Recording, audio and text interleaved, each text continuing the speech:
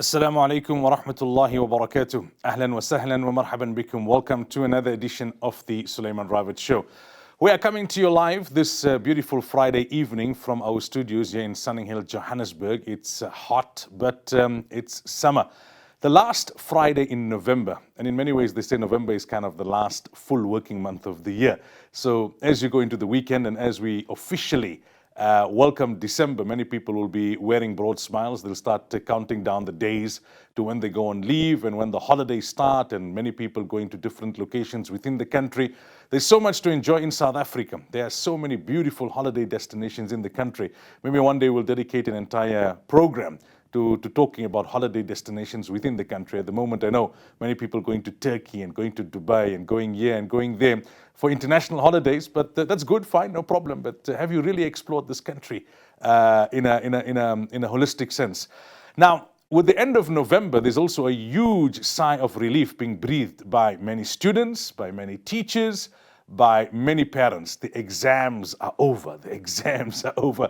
Some have already finished, in terms of with their marking and the reports at the schools, etc. Teachers and school admin staff may be stressing a little bit, just finishing up the last bits and pieces here and there before they officially shut down.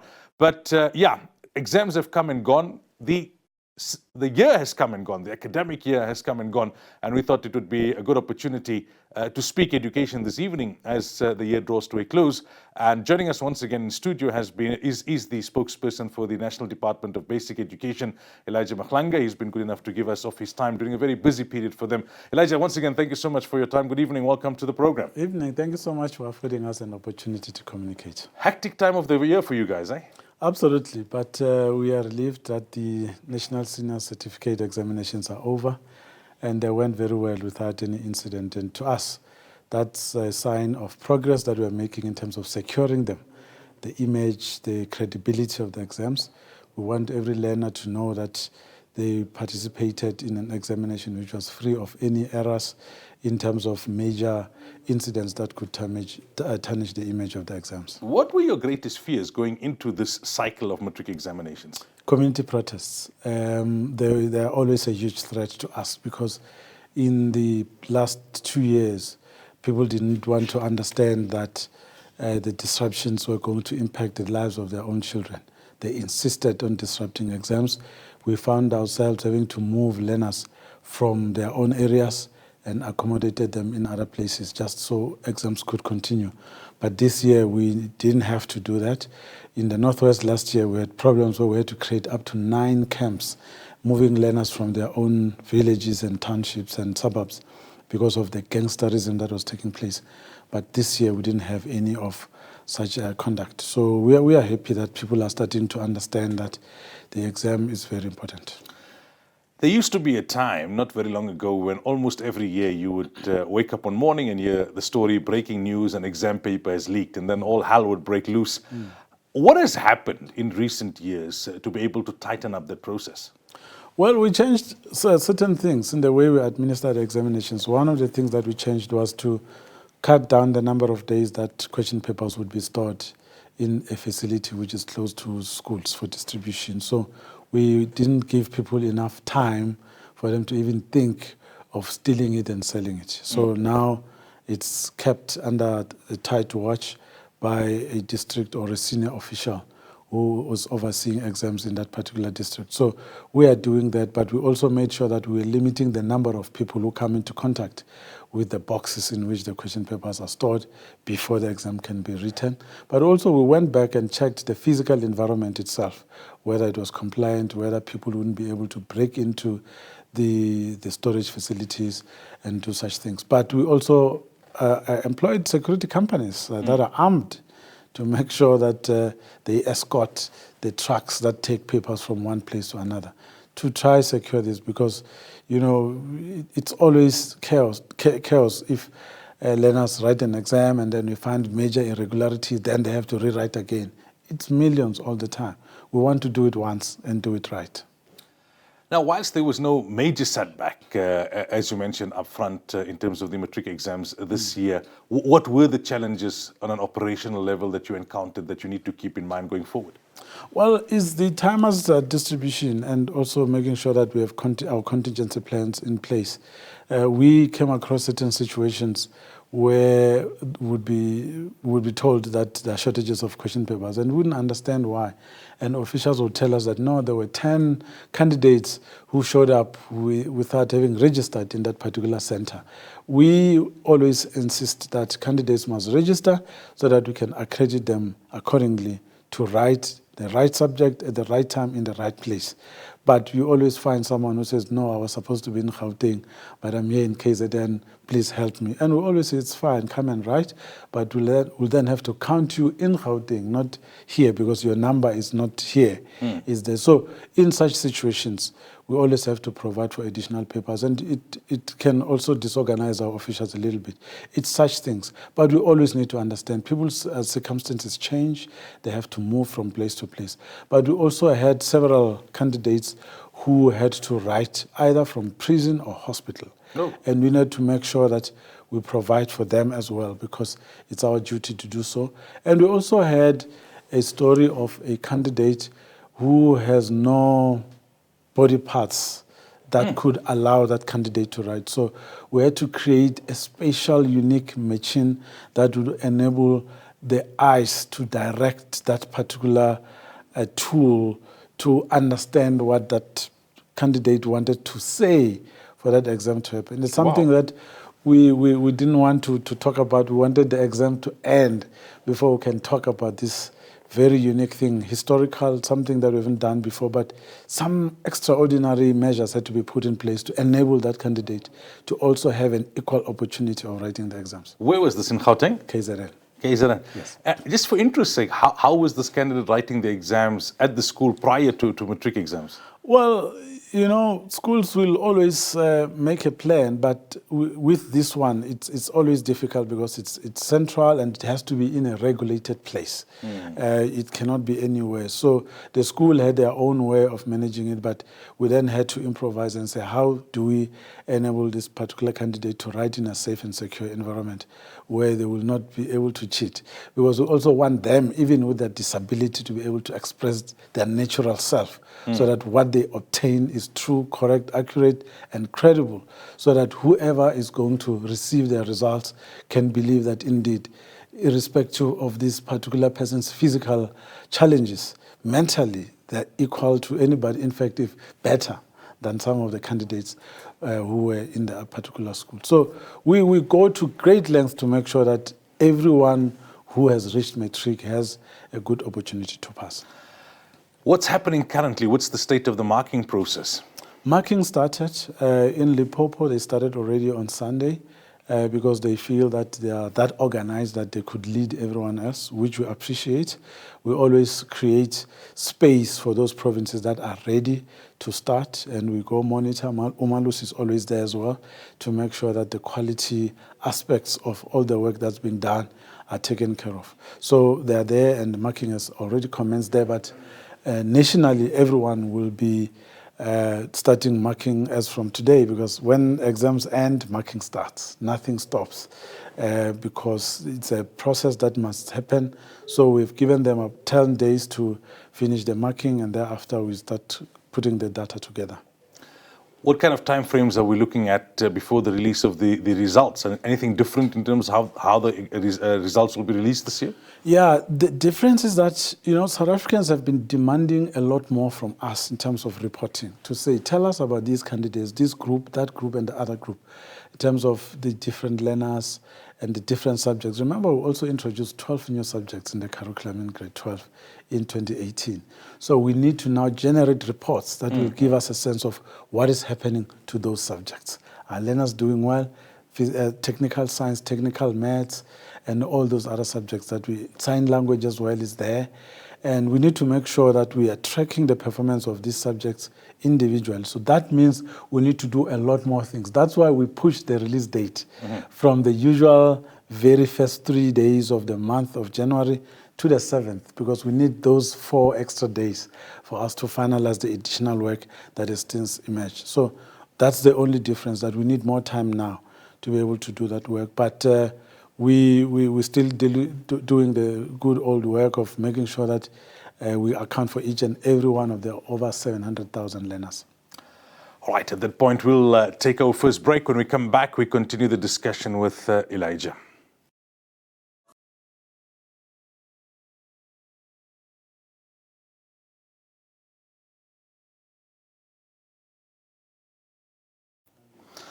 Welcome back. So this evening on the program, we're coming to you live from our studios in Sunninghill, Johannesburg. We are also talking to the spokesperson for the Department of Basic Education, Elijah Mahlanga. We're talking about, or in the first segment, we spoke about the matric exams. Today, we take a more holistic view at the year that was, kind of review for the year 2019. How do you guys internally assess, from an academic perspective, what the year was like, the year 2019? Well, we look at the teaching time if there were any disruptions, because that's always our concern. Our core business is learning and teaching. All other things are just supporting that particular function. So if learners were able to learn in every province, we are happy with that. In terms of the unions, there hasn't been any disruptions. All our teachers have been going to work every day of the year and of the school calendar. So we were not worried on that part. We have been able to negotiate a settlement with them and make them understand that it's important that we focus on learning and teaching, because the education that we are all working towards is really for us and as a country, but more so for our children. So that part has been taken care of. And in terms of the learners themselves, we've done a lot to support them. We've created many tuition opportunities over and above what they learn in school. The Director General has gone around the country to make sure that those camps and those weekend and additional days that we create for them during holidays are also used to the best of, are used well, because we always need to make sure that the schools complete the syllabus and then create enough time for them to do the revisions for our learners. So we look at that, and of course there will be those small things, but it's really not a major one if our learners are able to continue with learning and teaching. What remain the key areas of challenge when it comes to education in South Africa? Well, it's the provision of school infrastructure. That's one, because it's something that people can see. It doesn't need anyone to be educated in anything. You can assess it yourself if the school is in a good condition for learning and teaching. I mean, our teachers need to go to a workplace that is conducive. Our learners need to be excited about going to school. So that's an ongoing challenge that we are tackling. But we also have other social challenges like learner pregnancy. We are still seeing huge rates of learners who fall pregnant and having to drop out of school as a result of that. And that to us is a huge concern. So we really want our learners to be able to complete their schooling, because the dropout rate is really something that concerns us, especially if it is caused by factors that are beyond our scope of work, which means as society, we really need to stand up and protect the future of our children. Infrastructure, there's a lot of discussion, there's a lot of debate about this. Every now and then you'd hear a very horrific story about a school with a pit latrine and what happens there. The department would argue that a lot of progress has been made. Others would argue the progress hasn't been adequate, a lot more could have been done. What are the factors that we need to consider when assessing infrastructure development when it comes to education? Well, it's maybe three things. The first one is that it's maintenance. Those that have good facilities need to take care of them and make sure that you don't throw foreign objects in the toilet, because that's what we are seeing. And then people find that they can no longer use the toilet because it's blocked. Not because it's damaged in any way, it's simply because someone has put something that makes it unusable. So we need to make sure that we respect these things. So that's the first one. The second one is a whole issue of old infrastructure that we need to attend to as a department, as government.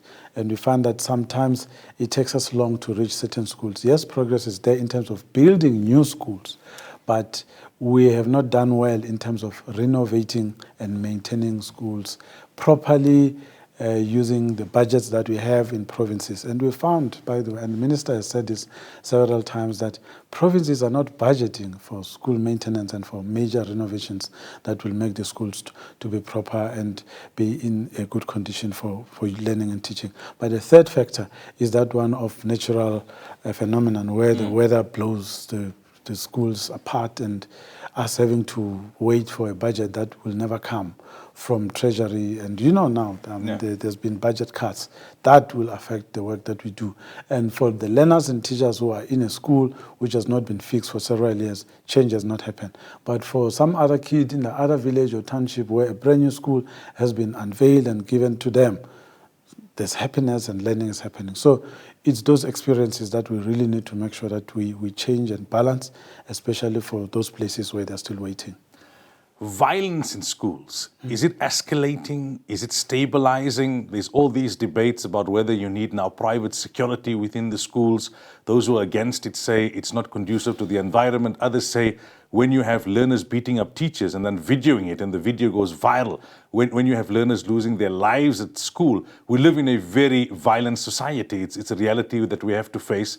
We haven't been able to come to grips with the violence and the crime in our society for the better part of 2 decades. What's the department's plan of action when it comes to violence in schools? Yeah, Ash, that's a good question. This one of school violence is a major one. I think it's a huge headache for us as well because it's something that starts outside the school and it comes into the school environment. Even if it starts within the school premises with learners playing among themselves, having a debate about something, they disagree, they end up in a violent situation.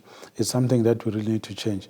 How you sort that out is changing the mindset. People need to understand that violence begets more violence. When one is injured, the person's group will want to revenge on their behalf, and something that we don't want to see. But we've also seen some deadly violent incidents in KZN where the security guards protecting the school were shot dead themselves. A teacher, school principal shot dead within school premises in broad daylight in the presence of learners. How do you solve that one? Because it's people who bring weapons into the school premises in a minibus taxi. No one is expecting that type of thing to happen.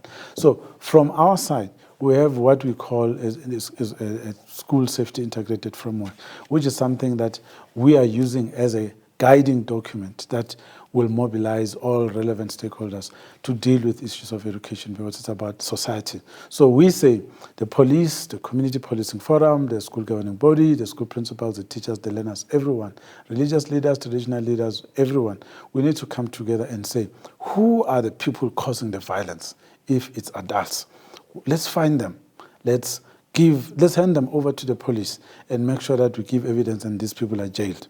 But also to the young ones, how do we deal with them? We need to educate them in each and every family, in the churches, wherever we go really, in every community gathering that can happen. Somebody needs to reiterate this message about peace and peaceful resolution to conflict so that they start to change their mind and respect each other. Violence, it's actually self-hate. If you hate yourself, you are more likely to hate the next person because you don't respect them, you don't respect their life, you don't see anything when you look at them. But if you were to look at it as loving yourself, you wouldn't want to see the next person being hurt in any way whatsoever. There are many ways of handling it. You walk away, get someone to mediate. You don't need to go home, fetch a knife and come stab this person. You don't need to do that. Rather, let's establish book clubs and read about how conflict can be resolved rather than to start a gang which will perpetuate the violence. We don't need it. Language is also a big issue, right? We see a lot of ding-dong between the MEC and Gauteng, Paniazari Sufi and F03 Forum. A lot has happened. I remember in the early 90s in Model C schools, if you went there, you had no choice but to be tutored in the Afrikaans language. A lot of progress has been made. Where are we when it comes to language in schools? It's not so much the language, especially in Gauteng. It's what the language is used for. We have found that in Gauteng, the language is used for discrimination. You have schools. In the place where I live, every morning I see a minibus taxi from Pretoria, Waterkloof School, coming to Kempton Park to fetch kids who are going to that school. It means that school is battling to fill every classroom with the right number of learners. And that is happening because it has been declared an Africans-only school. So it means that for you to justify its existence as an African school, you need to go and fetch these kids from Potchefstroom and bring them here, fetch them in Krugersdorp and bring them here, which is not necessary, which means that school is operating at half its capacity. If you were to say this is a dual medium school, then the school will operate at full capacity where every child will be able to go to that school and be able to learn. But that is not happening. We find that there's resistance to open these schools for all other learners that are speaking a different language that is not necessarily Afrikaans. So that's what we are battling in. So the problem that we have is not that all our schools are full, is that some of the gates to the schools are shut for certain kids who don't speak a particular language. And then we say it's a language. It's not the language. The language is used to keep some children out of that particular school. It's something that we need to change. If we talk about Rainbow Nation, why is it that the rainbow blocks out other colors from entering certain places? It cannot be. So that's what we are talking about. So we need to go beyond just the language thing. That's why we are saying now as basic education, we are looking at the entire set of laws that govern the basic education sector to see what we can do to change some of the things that are happening, because it is the SGBs that decide on the language policy of a school. But where we find this is discriminatory, we need to change it. Gauteng is under pressure. As we speak right now, we have some 9,000 learners who have no spaces. It's not that all the schools are full. It's because some of the schools, the children are not allowed to go there. So it's really about that more than the language. Every language has a right to exist, and no one says this language is less important than the other. And Gauteng's got the added issue of migration, right? A lot of people coming to a smaller province, Yes.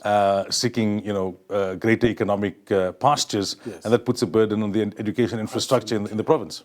Absolutely, it's that. And it's not just Gauteng, and you're right. Gauteng, geographically, it's a small province, and everyone wants to be here because it's the economic hub of the country. But go to Limpopo, to Polokwane, go to Northern Cape, Kimberley, go to KZN, Durban, go to Mpumalanga, Bombela, Nelspruit, you will find that the cities are battling as well to accommodate kids. So the cities, all of them, the cities and towns are battling. Urbanization. I'm telling you. So that's the problem. So we need to open our mind and say, guys, what can we do? Because it's not about you. It's not about you preserving the history or heritage or culture of your own small group.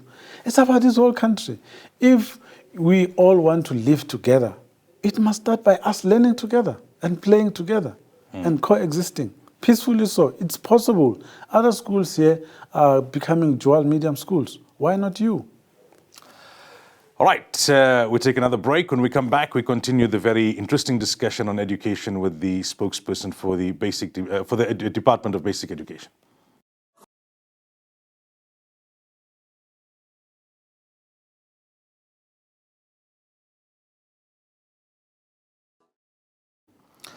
Welcome back. So we're having a discussion with Elijah Mahlanga. He is the spokesperson for the Department of Basic Education. We've spoken about the matric exams, matric results, marking and all of that. We've spoken about some of the core issues and challenges facing the education space in South Africa, looking back at the year 2019.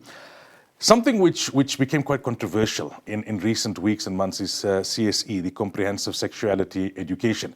Now, on the one hand, you had this explosion of information coming up into the public domain saying that there's going to be this new curriculum implemented from next year. It's going to contain this and that. It's very graphic.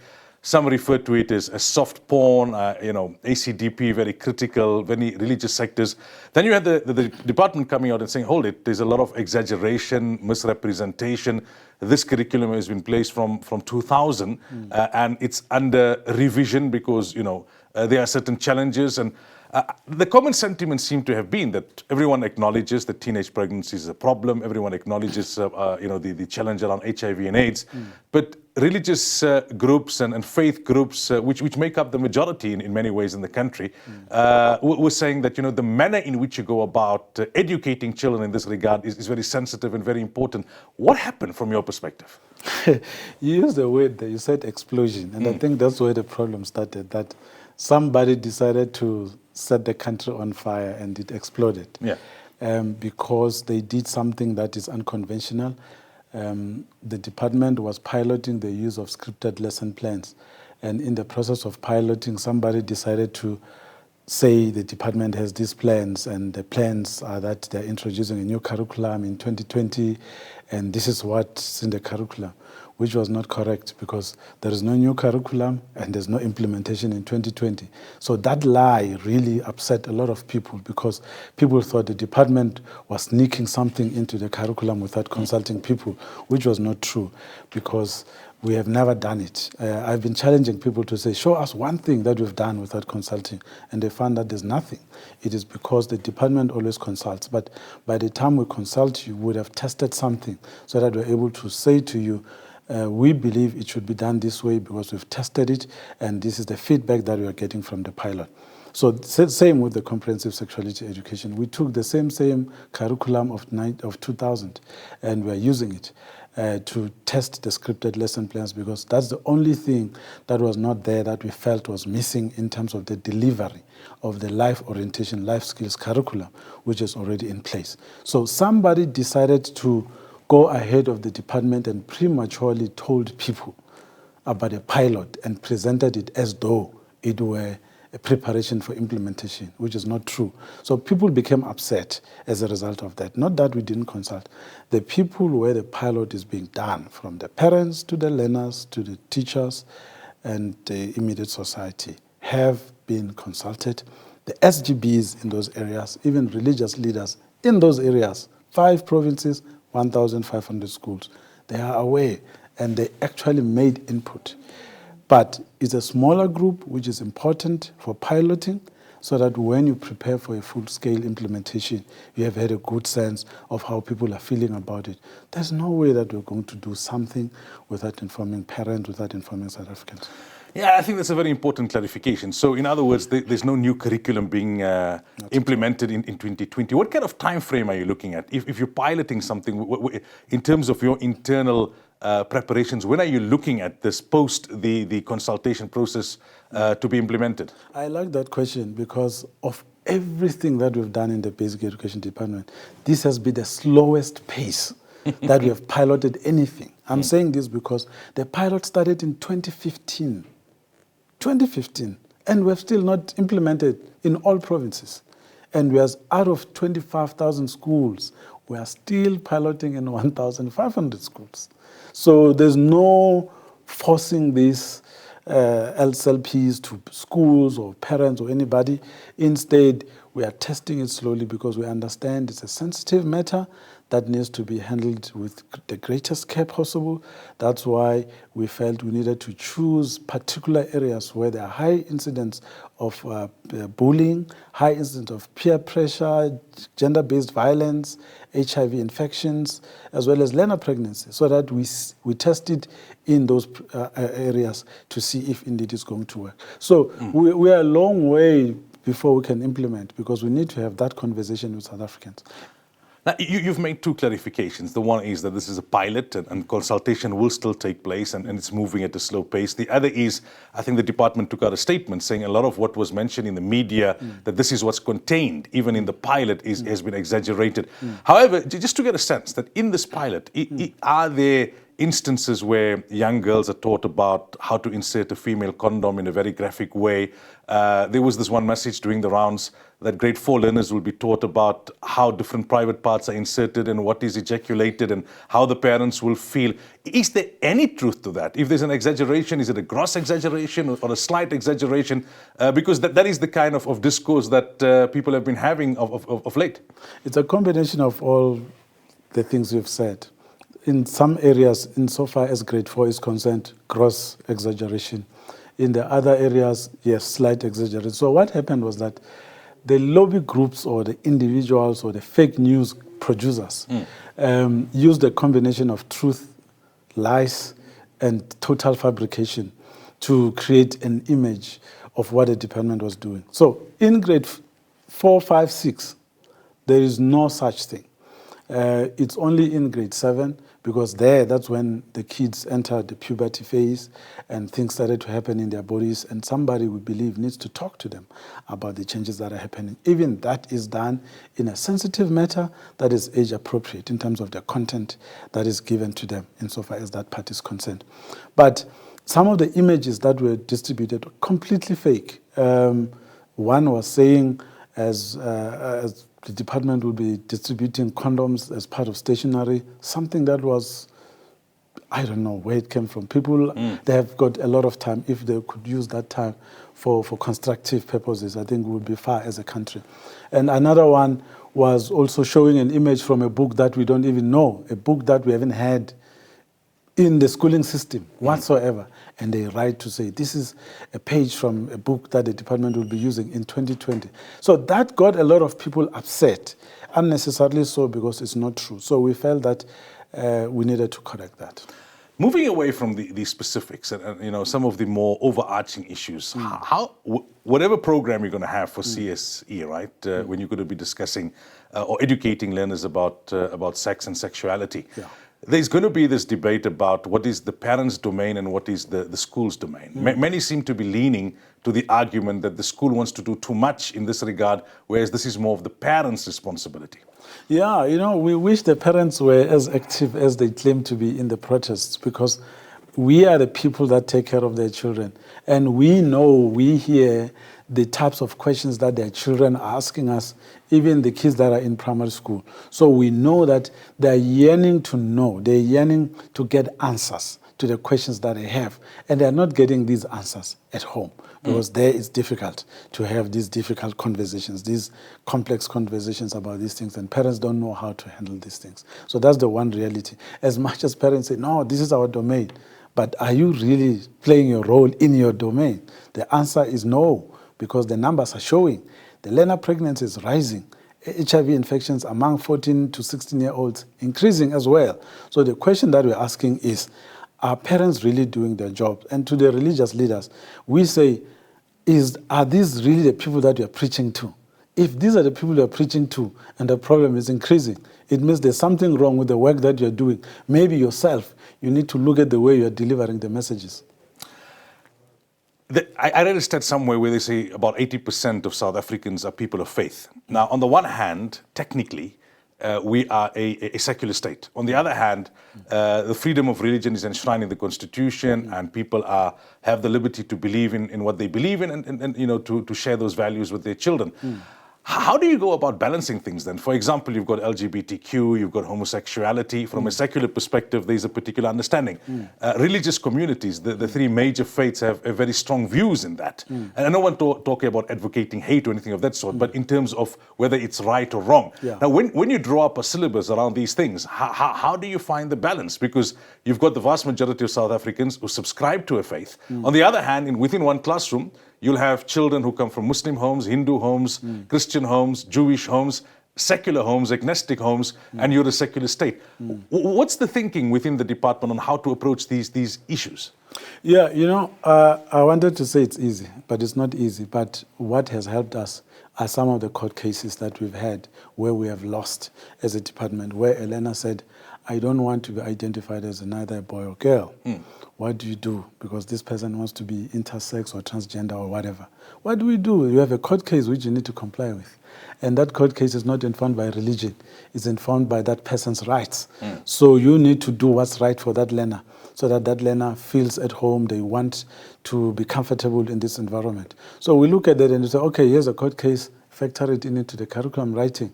Make sure that you educate the learners about the other learners in the same school who might want to identify themselves differently. So that's what we do. And it is there, it's reality. It's not us.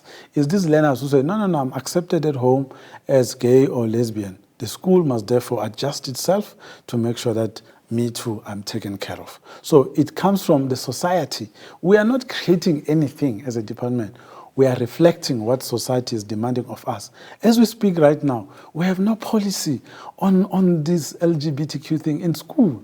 And we're caught unawares because a learner took the department to court and they won because they found that we are not providing for them. The only thing they needed to do was to bring the constitution and say, you see, I have a right to all these things. The school is not compliant. And they win, which means now we need to reflect what members of society are demanding of us. So that's where the balance comes from. It's not our own view, but it's what our learners and their parents are demanding. I want to come back to a point you mentioned earlier on. You said that, instances of teenage pregnancies on the increase, HIV, right? Yeah. And the curriculum has been there from 2000, but the sentiment seems to be that the curriculum needs to be revised to address these growing challenges and that parents may be falling short, religious leaders may be falling short. But then I've seen some of the arguments from the ACDP and others. They're saying it's because the curriculum is already too graphic and over-sexualized. It actually prompts teenagers towards more promiscuous behavior. It rather encourages or tacitly endorses, teenage sex. It needs to be toned down rather than toned up in order to combat the rising stats when it comes to teenage pregnancies and HIV and that kind of things. What are your thoughts on that argument? The problem is that in our schools, we always have to confiscate phones like this one from children who have unlimited data on their phones, which means they access YouTube and see all these images, download porn and share it in WhatsApp groups. There are WhatsApp groups of children whose parents don't know about. We found out recently that there's a WhatsApp group in one school of swear words only, where these learners create swear words only. And the teacher got to know of this and she called the parents and she said, what would you say if we were to tell you of this? And they said, wow, we'd be shocked. Certainly our kids can't do that. And she showed them, and they were shocked. They were silenced. So it's the same thing with these videos of sex acts in classrooms and schools. When you tell a parent that your child did this, they say, my child could never do that. And then you show them the video. And then they're embarrassed and leave the room because reality has now faced them. So it is exactly that we are faced with, that there's a lot of denialism that we are seeing. But also, I haven't seen the religious groups being so opposed to something like they are doing right now. But in the 7 years of my work at the department, I've never had any religious organization issuing a media statement when we issued pregnancy stats, and in most of those instances being adults who impregnated the kids, where there are clear cases of statutory rape, where a simple adult could just go and open a case on behalf of this child and to say, there's been a case of rape here, and as a church in this village, in this township, in this suburb, we feel we need to protect the interest of this child. It has never happened. It's only when you are trying to do something that is trying to assist society that you see such a huge chorus of opposition to something. So we need to be consistent. The child-headed homes, do you see religious leaders going there consistently to make sure that these children are protected? You don't, not in as much as you would like them to. So we appreciate this engagement and we pray that it continues around all issues of a societal nature that are affecting children and their education. There's been a talk that at the end of the process, parents will have an option of opting in, opting out, teachers. Is that factual? No, it's not. Unfortunately, you cannot opt out because our curriculum is set. Because of that, a child in a public school will have to learn everything that is there. There was an error of interpretation by a journalist in a Durban-based newspaper, and we've since addressed them, and we brought to their attention the fact that their reading of the minister's response to a parliamentary question was incorrect. And they've since accepted that and did a follow-up story to correct it. So you cannot opt out. The opting out that could have been understood was to say that in the public school, you learn the set works. The opting out is that you take your child from a public school to some other school where... So faith-based schools will not be forced to teach that set curriculum. The interesting thing about the question that you're asking is that the faith-based groups that run schools have come to the department and they said, we are hearing this noise. In fact, we are angry. What is it that we are planning to do? So we said, okay, here are all the books. But before we go to the books, here's a presentation. let's see where we're coming from and what we're trying to do. And they said, okay, at the end of it, they said, okay, we understand. Can you please give us these books because we want to use them in our own schools because we feel they're addressing a challenge that we are faced with as a church, as a society, and we feel we have a role to play, and this material is going to help us. So that's where we are. Where there are opposition is people who have not really interrogated this material. What happens if a teacher in a public school of faith believes that they cannot teach parts of what is in that curriculum because it's inconsistent with what they believe in? How would the department navigate around something like that? Well, if you're a life orientation teacher trained and qualified in that area, you shouldn't have a problem, because when you are trained, you are told that yours is a difficult task where you have to be a nurse, a teacher, a psychologist, a social worker, all in one, a parent, all in one. So yours is to deal with all the problems that nobody else wants to deal with. Mm-hmm. So you need to understand that your interests, your prejudices, your religious beliefs, and your personal views don't matter. You put them aside and face the situation and help the child become better and secure their future. All right, time for our final ad break. When we come back, we do a wrap with Elijah.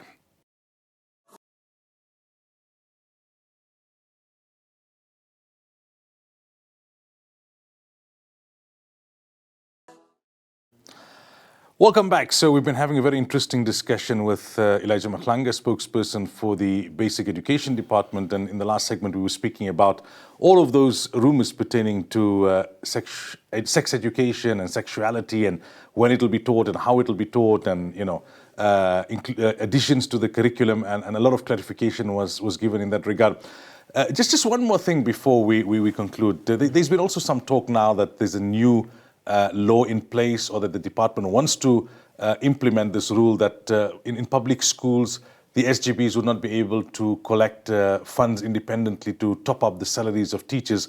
They would just have to suffice with what comes directly from the state. Is there any truth to that? No, it can't be true. We have no resources to support all the schools. In fact, schools are encouraged by the policy, by the Schools Act, to fundraise. And we encourage them to do that. There are many schools that have partnerships with businesses that are located where they're located as well, and others have different activities that enable them to fundraise, and they are able to upgrade their schools and make sure that they create facilities that the schools need for them to improve their environment. So that we encourage. It couldn't be true at all.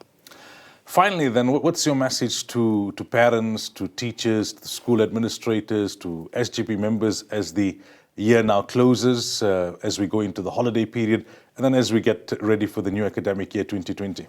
Yeah, to the parents, we encourage them to continue to take an active interest in the education of their children. That's the only way we can shape the country. We were in China a month ago. We observed the same, that parents actually come there to see what's happening in the lives of their children in the school. They participate. In South Africa, we want the same. Make sure that when there are meetings, you go, and make sure that your voice is heard. Teachers, make sure that you do your job. From day one, you teach. Principal, manage your teachers well. Make sure that we use the time that we have. Learners be in school on time. Parents, make sure that the learners are in school on time every day. We will do what we can to make sure that we provide a conducive environment for learning and teaching to take place. SGBs, they must do their jobs, have the required meetings at the required time, full quorum all the time, so that good quality decisions can be made and good policies can be developed as a result of full participation by all the parents. So it's very important that everybody plays their part to make sure that the school is fully functional and the children's interests are protected. It's not about us. It's very important that we think about that. It's about the children, and don't want to make children go through what you went through. Times have changed, so make sure that you open your mind up, because the curriculum offering is also expanding. New subjects are coming through. Allow them to express themselves, allow them to be what they want to be. Yours is to guide, support, teach, and be there for them. But in terms of new ideas and new careers that are emerging, leave it to them. Just expose them to as many things as possible as a parent.